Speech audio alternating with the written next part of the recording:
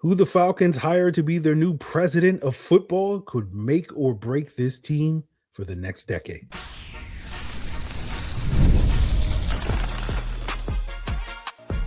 You are Locked On Falcons, your daily Atlanta Falcons podcast.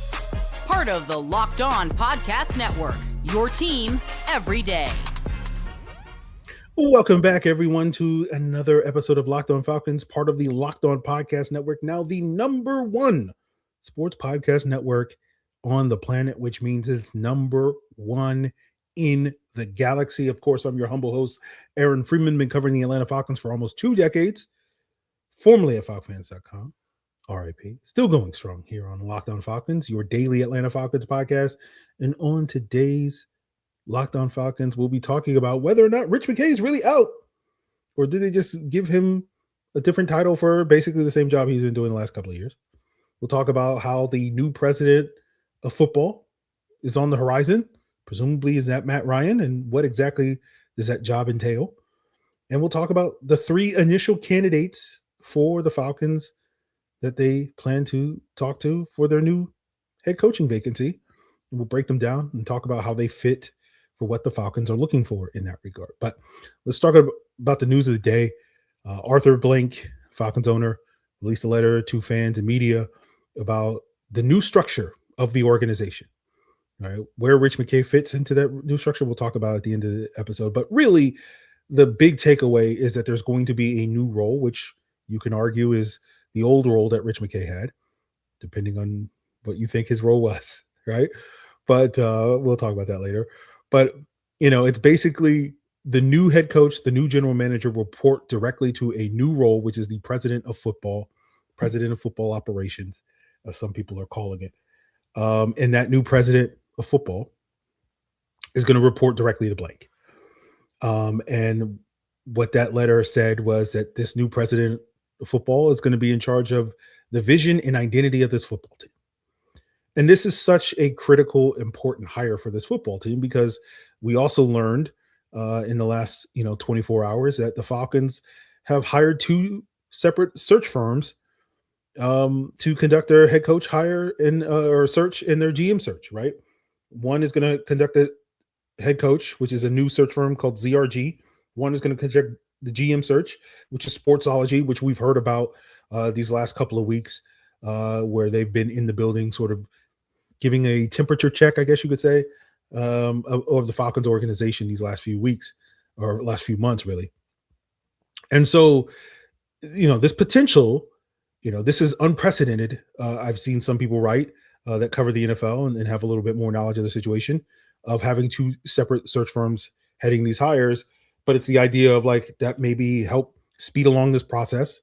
It also, and what we also have heard, according to sources, I saw Jonathan Jones of CBS Sports say this is basically, they're not going to be that much involved in the decision-making process. They're really just kind of doing the background checks and kind of, basically coming up with the dossiers that they'll be handing to to Arthur Blank and whoever else is in that room. Presumably the president of football is going to have a significant influence on that. And so you want to find 2 coaches or 2 candidates, a GM and a head coach. But in theory, because you have 2 separate, search firms, in theory, you could have 2 people with very opposing ideas in terms of visions for this future that have very different backgrounds that may not necessarily be in lockstep. And it's really going to be the job of the president of football that is going to, make that a cohesive marriage, right? That, we're it's not a couple anymore in the building. It's a throuple now. Right. And it's really up to that third, if you're following what I'm saying, to really make it all work between the couple. Right. And as we've heard, it seems like that's the role that the Falcons envision for Matt Ryan. But they'll wind up interviewing multiple candidates because, Rooney rules apply and whatnot for that job. And so it sounds like that's going to be the first domino that's going to fall when it comes to this search. And then we'll see, the head coach and the GM potentially be hired after that. And, it sounds like it's a bigger role than what Chris Spielman, we've compared it to that in the past, what Chris Spielman does with the Lions. Tony Baselli is a name that Jarvis Davis has brought up a number of times on the Falcons Squad Show, what he does with the Jaguars. right? Both of those guys were instrumental in hiring the coaches slash GMs, right? Baselli was in the building after Liam Cohen, but was there before James Gladstone, right? And really helped them replace Trent Baalke last year. And Chris Spielman was in the building, preempting the Dan Campbell and Brad Holmes hires in Detroit.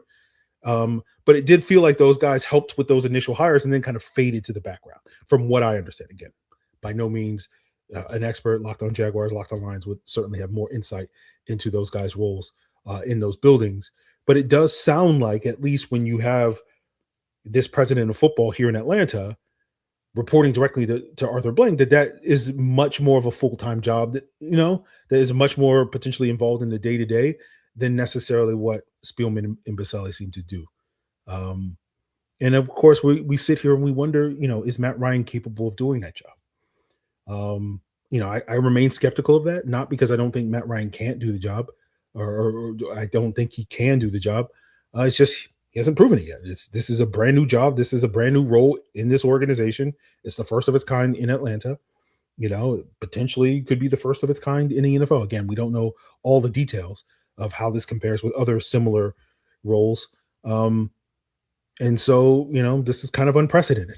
And unlike a lot of other Falcon fans, just because Matt Ryan was a successful quarterback does not make me assume that he'll be as successful in every other endeavor of his life. Now, so far, doing the broadcast, fatherhood, all these various things, Matt Ryan's been an overachiever in that regard. So, I understand why people want to give him the benefit of the doubt, but it's going to be a significant role because it's such a critical hire, because, you open up the possibility now that you're going to have three separate entities, right? Two of whom are going to report to this president and that president, but you have potentially three separate visions for what this football team is. And again, it's going to be tasked with the president to kind of make that a cohesive vision that everybody can get on the same page with, right? And you're asking Matt Ryan, or whoever winds up being this new prez, as we will affectionately call him, that person has probably never done that job before. Doesn't mean they can't do it, but they just haven't done it yet. And, when we're looking at this organization and being like, why are things going to change? Probably it's going to be because of this hire and this person being able to get these other two entities in terms of the GM and the head coach on the same page. And you just hope that the Falcons aren't just looking at other successful teams like Detroit, like Jacksonville, that have brought in a person like this, San Francisco with John Lynch being the general manager, and just sort of copying it for the sake of copying it, without really understanding the mechanisms behind why those teams are successful, not just simply because they have this person in their building, even though that person may be owed a significant amount of credit for their success. It's probably not the only reason. And so we'll see. We'll see when these teams hire, maybe not San Francisco's case, but certainly Detroit and Jacksonville, where you have these franchise legends that have these prominent front office positions that are trusted by the ownership to basically be a right-hand man, someone that they can bend the ear of, so to speak. So we'll see on that front. Hopefully we'll get a few more answers on Thursday when Arthur Blank speaks to the media. But, I think some of the reasons behind some of those team success, like Detroit, Jacksonville, San Francisco, is that, they hired the right head coach. And we'll talk about the Falcons' initial three candidates, two of which they requested and one of whom they're expected to talk to, in Klint Kubiak, Anthony Weaver, and who's the third guy? Kevin Stefanski, as we continue today's Locked On Falcons. So finding the right doctor that you actually feel like, is a good doctor, it can feel like finding a diamond in the rough, right? You got to find someone who's in network, nearby, with availability, but you also want someone who can listen, you feel comfortable with, explains things, clearly, and you walk out feeling confident about your next step. But that diamond in the rough doctor does exist, and you can find them much more easily with ZocDoc, a free app and website that helps you find and book high-quality in-network doctors so you can choose someone you're truly connected with. Being able to choose from in-person or video visits makes scheduling easier, things you can do on ZocDoc, as well as the real-time availability means that you can book instantly and you don't have to play phone tag. So stop putting off those doctor's appointments by going to ZocDoc.com/LockedOnNFL and find and instantly book a doctor that you love today. That's ZocDoc ZocDoc.com/LockedOnNFL. ZocDoc.com/LockedOnNFL. Thanks to ZocDoc for sponsoring today's message. Now, if you've ever wished that you could be a pro quarterback like Matt Ryan, like Michael Penix, and unlike those guys, get drafted first overall by the Atlanta Falcons, you can live out your dreams on the new mobile game called Ultimate QB Football Legend. Step into the cleats of the number one overall draft pick, and it's your job to lead your team to greatness, help turn around a failing franchise, and turn them into a dynasty. This is the number one QB career mode game in the mobile app stores, and it introduces the most realistic environment with full career control where you can sign contracts, train, upgrade yourself, build chemistry with your teammates, make roster moves, play the actual games in 2D, and rise through the ranks and become a pro football legend.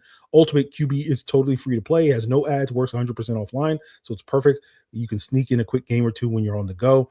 Just head over to ultimate-qb.com. That's ultimate-qb.com, or search for Ultimate QB in your app store.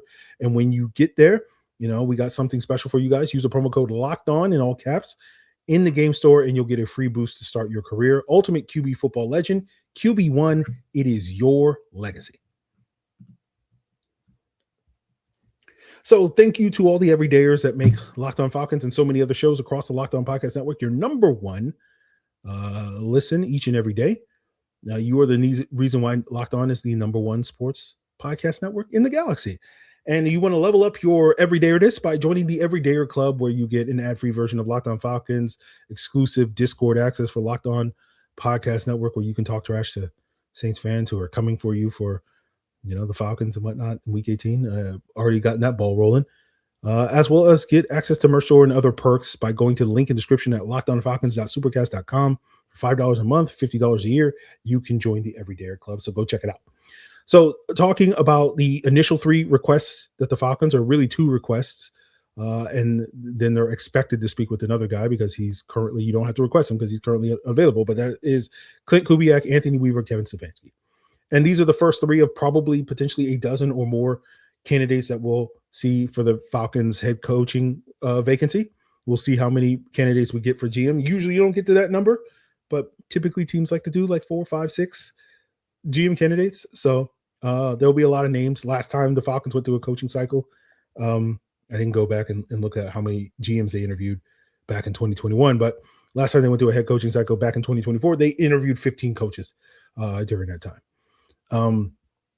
And so we'll see what makes of this. But, you have Gary Kubiak. I'm going to make that mistake a couple of times. Klint Kubiak, Anthony Weaver, Kevin Stefanski. And I'll just give you sort of my general thoughts on them. We'll probably, as this process goes through, and we're actually breaking down each one as we did last time back in January 2024. We'll devote more time to this, but this is just kind of my general overview of these guys. Kubiak's probably going to be the premier coordinator candidate during this coaching cycle. I think because of that, that's going to put him very high on a lot of teams' lists. I think the one knock that you have for Klint Kubiak as a coordinator is that in the 3 years he's been in OC, calling plays in the NFL, 2021 with the Vikings, 2024 with the Saints, and this past year with the Seahawks, there is a trend and tendency that his teams start strong and then fade. It's kind of Cliff Kingsbury-esque, right? And so you do wonder a little bit about that. Now, I think there are extenuating circumstances, particularly with the Saints a year ago, injuries and whatnot. But that is something to keep an eye on when it comes to Klint Kubiak, which probably makes him a less than perfect, coordinator candidate in comparison to, sort of the big fish last coaching cycle with guys like Liam Cohen and Ben Johnson, right? Then you have Anthony Weaver. And Weaver was someone that the Falcons did interview back in 2024, and we talked about him kind of being, this player, former NFL player, well-liked, and I think that leads to probably the biggest con against Anthony Weaver, which is there's a lot of overlap between him and Raheem Morris, I think, in a lot of ways. But I think the one thing that you can say about Anthony Weaver, which, again, you probably also said about Raheem Morris coming off his last few years in L.A., is that he did a really good job from what I gather from watching from afar, and again, barely watching from afar. This past year in Miami, kind of making lemonade out of lemons with that defense that they kind of patched it together in August, especially in the secondary. And then they traded Jalen Phillips midway through the season, and their pass rush kind of evaporated, but they were still able to get competent league average defensive play down the stretch this past year. And I think that's a testament to Anthony Weaver as a play caller, defensive play caller. He was a hot name coming out of that, going into that 24 cycle, as so many Ravens assistants under Mike McDonald were during that cycle. And he's cooled off a little bit because Miami hasn't been as good these last couple of years. But it does feel like, in my opinion, that you could maybe argue that the main reason why Mike McDaniel hasn't been fired by the Dolphins yet, and doesn't look like he's going to be fired by the Dolphins, is because of Anthony Weaver kind of saving his job, with that defense kind of being the strength of that team in the back half of the season when they started winning games versus earlier in the season when the offense was really struggling. Then you have Kevin Stefanski. And Kevin Stefanski's kind of time in Cleveland is kind of three periods, where the early success he had with Baker Mayfield. Then you had some intermediate success with Deshaun Watson, but that was mostly defensive-driven success, I think, in those years. And then the last 2 years combined, looking at like metrics like expected points added, EPA, they've basically been the worst offense in the NFL the last 2 years combined. Now, I've hardly watched the Browns the last 2 years. I think I've watched like parts of one game of them, so I can't really speak to what has been the downfall of these last 2 years, other than just basically blaming not having a lot of talent on that roster. And so I think that's really where we stand with Kevin Stefanski. It's like when you had a run game, a healthy offensive line, weapons like Amari Cooper at wide receiver, and obviously better quarterback play with Baker Mayfield, he's very successful in Cleveland. And then as you started chipping away at those various things over the years, the success and it started to trend down. And so the question, of course, is going to be, with Kevin Stefanski potentially in a place like Atlanta, are the Falcons more like the early years of the Browns, which I think, the assumption a lot of people will make. I'm not ready to go there yet. I'm willing to buy it for now, just because I haven't sat here and thought about it. Yeah, it does feel like the Falcons are a little closer to the 2020 Browns than they are certainly to the 2025 Browns. I hope. I hope from a talent standpoint. But that's going to be the question with Stefanski, given this pattern. And so if you believe that the Falcons are close to that, then there's an understandable reason why you think Stefanski could come in here and be very successful and have immediate success. Now, we'll talk more about Kevin Stefanski in the days and weeks to come, I'm sure. But because he's fired, the Falcons didn't formally put in a request. It was ESPN of Adam Schefter, who basically, seemingly speaking to his agent, basically said, Stefanski's expected to speak with three teams, the Falcons, the Giants, and the Titans, I believe, were the three teams. And so presumably that comes from his agent. So we'll see on that front. But Stefanski's an interesting candidate because, I was talking to a Locked On Falcons insider earlier today, and he's basically like, I don't get the Stefanski hype. The Browns have been terrible these last couple of years. And basically my response was, I think in a lot of people's eyes, whether, I share this sentiment, again, I don't share this sentiment. Basically what I'll say is this: I don't want to be cagey. I haven't done enough research to have a really strong opinion one way or the other. So that's why if it sounds like I'm hedging or whatever, it's because like I like to do my research before giving opinions on the podcast, as opposed to just saying stuff and then backtracking days later. Once you do the research, as I know so many other Falcon content creators like to do. And usually they don't backtrack, but like, what was I saying? I haven't done enough research to really fall one way or the other. But basically what I was telling that Locked On Falcons insider was, I think a lot of people give Stefanski a pass for the Watson fiasco in the last couple of years of quarterback play. And again, I haven't watched a ton of Browns the last 2 years, but I do know when I was watching more of the Browns offense in previous years, it did feel like it was much more of a QB problem than a scheme problem, particularly in those Watson years, from my eyes. But obviously didn't study the Browns a ton in those years. So the question I think right now for the Falcons is, what do they want in their next head coach, right?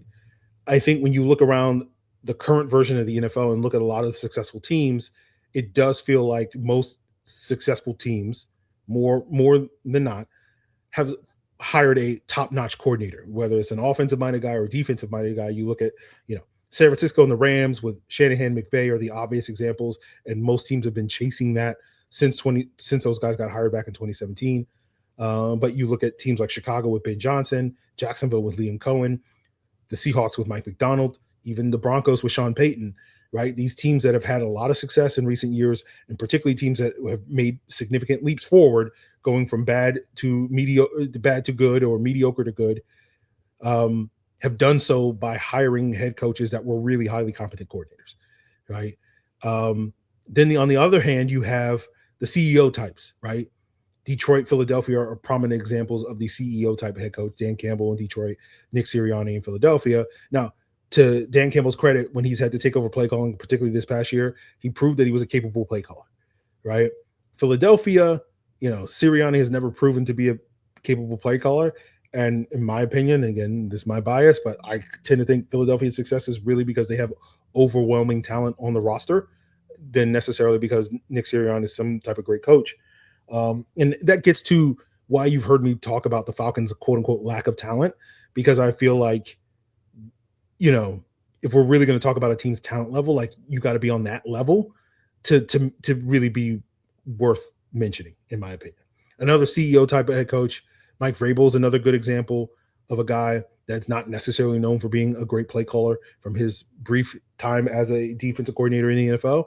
But you can look at the Patriots' success and say, one of the key parts of hiring a CEO type of head coach is being able to that guy hiring good coordinators. And Vrabel seemingly did this early in his Tennessee career with guys like Matt LaFleur and Arthur Smith, and did this past year in New England with Josh McDaniels. Also inherited a very good quarterback. I think that's the primary driver of the Patriots' success this past year. And we'll see if there's attrition. It's less likely to be attrition with Josh McDaniels than it was with Matt LaFleur and Arthur Smith. And we'll see if, subsequent, if he has some mind. Basically, I'm wondering, Vrabel, will he go down a Dan Quinn type path? Where it's like, it's all good when Kyle Shanahan's there, but the minute you have to start replacing Kyle Shanahan, it goes downhill. That's what happened with him, in my opinion, in Tennessee. And when you look at Raheem kind of being more of the CEO type than a top-notch coordinator, right? Very capable defensive coordinator, but by no means you're like, oh man, Raheem built the greatest defense in the history of sports. I think Raheem failed in that regard with sort of not hiring the right coordinators, and that was a big part of his failure. So I don't think there's one way to skin a cat for the Falcons when it comes to how they proceed. But this is going to be kind of the lens that we look at this coaching cycle, where it's like, where do these guys fit in when there's like, are you a highly competent coordinator or are you more of a CEO type? And I think with Kubiak, he's supposed to be the competent coordinator. Weaver's supposed to be the CEO type. Stefanski's more of the highly competent coordinator. But I think it's fair to be skeptical whether or not Kubiak or Stefanski are on the level of a Mike McDonald, a Liam Cohen, a Ben Johnson type when it comes to highly competent coordinators like a Shanahan, like a McVay, et cetera, right? And, if the Falcons wind up going towards more the CEO type, where on the spectrum are you when it comes to the Campbell versus the Vrabel versus the Sirianni, that's going to be an open question. So, again, that's kind of the lens that we're looking for.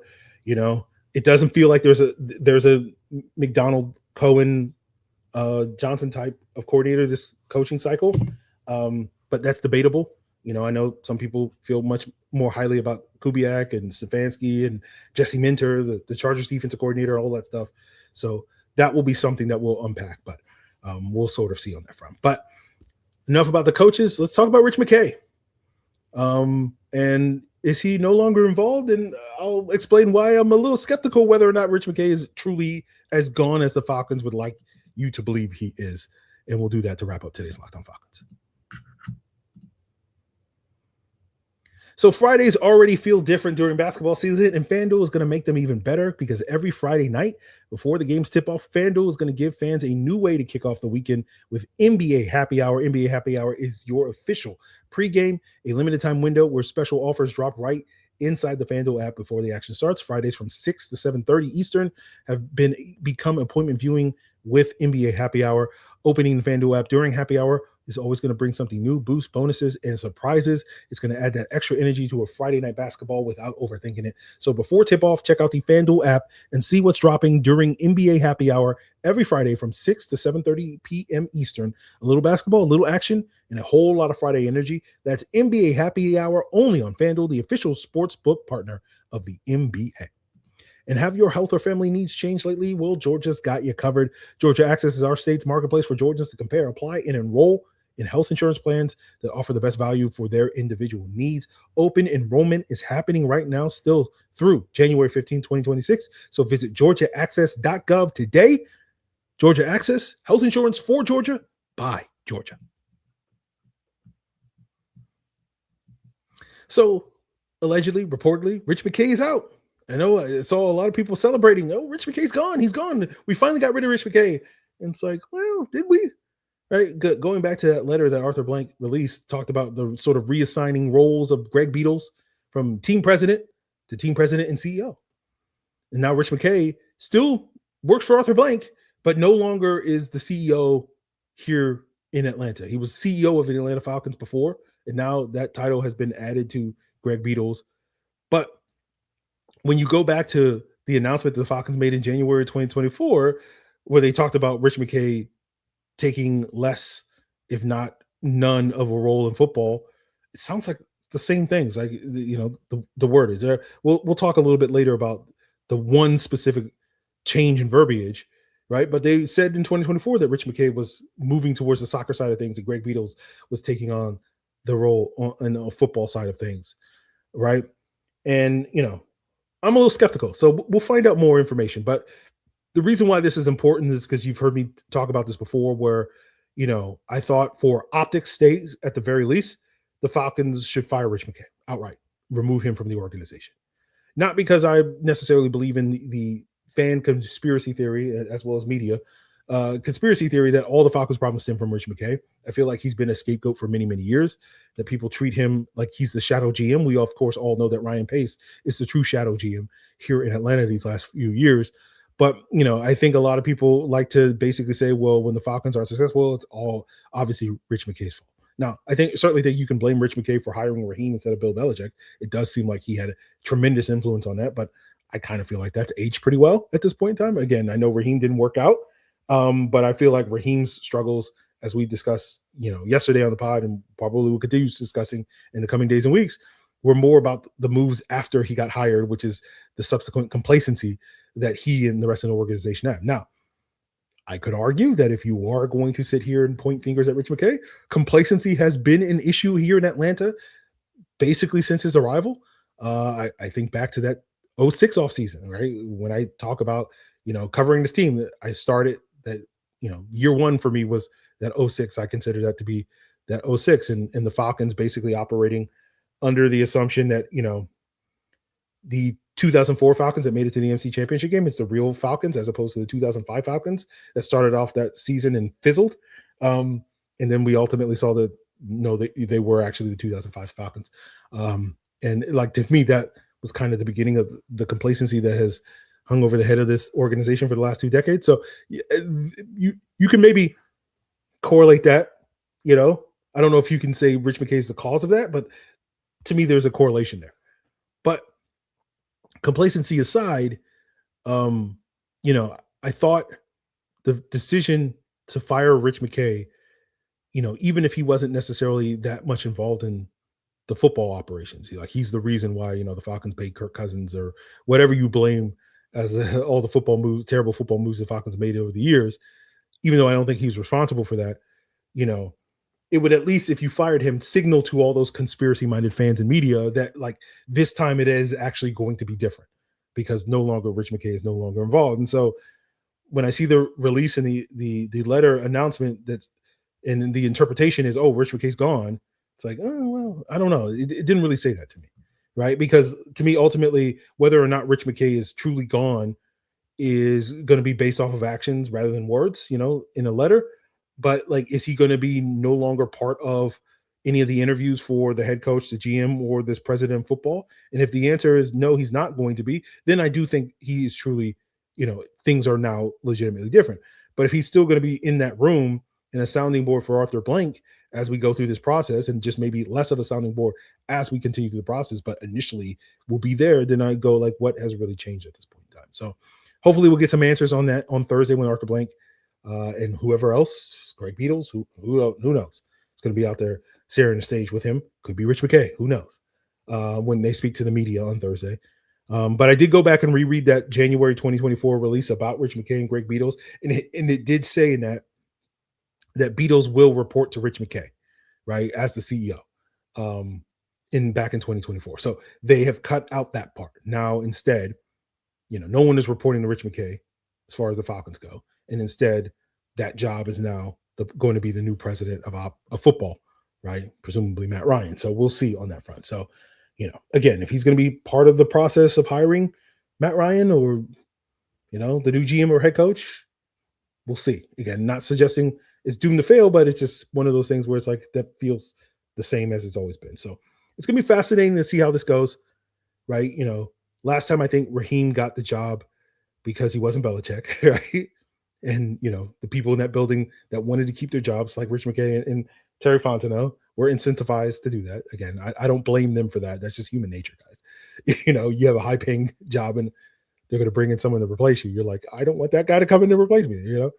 If they brought in someone to replace me to co-host the podcast with, and it's a high-profile guy that is known for doing a solo podcast, like I'm going to feel some type of way about it, right?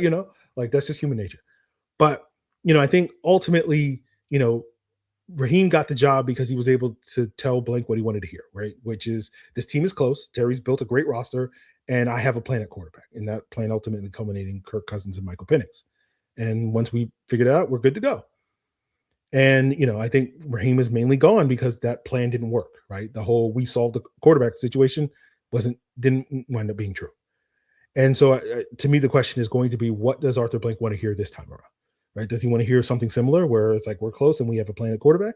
And then if that's the case, then what is that plan at quarterback? Is it running back with Kirk? Is it fixing Michael Penix? Is it bringing in a new veteran option, right? Is it drafting a brand new guy, right? We don't have those answers yet. Hopefully we will have those answers in the coming days, weeks, and months.